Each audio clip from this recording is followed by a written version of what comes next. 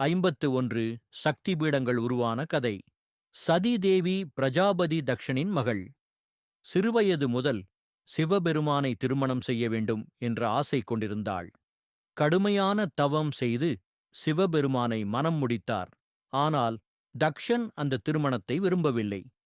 சிவபெருமான் தனது தந்தையான பிரம்மதேவனின் 5வது தலையை கொய்ததால் தக்ஷன் சிவபெருமானின் மீது கோபம் கொண்டிருந்தார். அதனால் சிவபெருமானை அவமதித்தார்.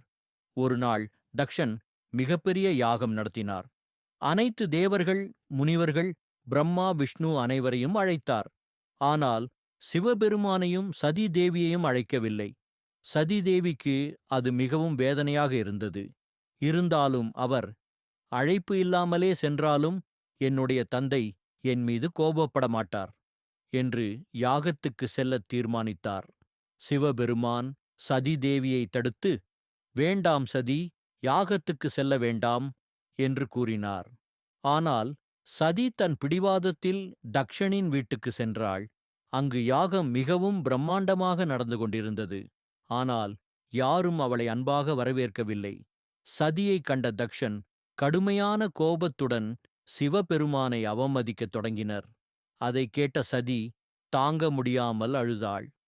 என்னை பிறப்பித்த எனது தந்தை என் கணவரை இழிவுபடுத்துவதை என்னால் தாங்க முடியாது என்று சொல்லி யாகக் குண்டத்தில் குதித்து உயிரை விட்டாள். சதி தேவியின் மரணம் சிவபெருமானை மிகுந்த கோபம் கொள்ள வைத்தது. அவர் தனது கண்ணிலிருந்து வீரபத்ரன் என்ற உக்கிர ரூபத்தை உருவாக்கி, சென்று தக்ஷனின் யாகத்தை சிதைத்துவிடு என்றார். வீரபத்ரன் யாகத்துக்கு சென்று அனைவரையும் தோற்கடித்து தக்ஷனின் தலையை வெட்டினார். யாகம் நிறுத்தப்பட்டது. பின்னர் தக்ஷன் தன் தவறை உணர்ந்து சிவபெருமானிடம் மன்னிப்பு வேண்டினார். சிவபெருமான் தன் கோபத்தை அடக்கி தக்ஷனுக்கு ஆட்டுத் தலை பொருத்தி உயிர்ப்பித்தார்.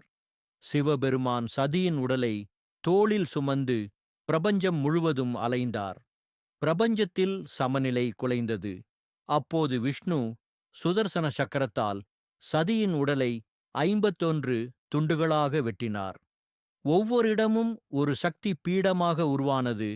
இன்றும் சக்தி பீடங்கள் தமிழ்நாட்டில் காஞ்சிபுரம், மதுரை, ராமேஸ்வரம், கன்னியாகுமரி, திருவானைக்கால், திருவாரூர், திருவண்ணாமலை போன்ற இடங்களில் உள்ளது.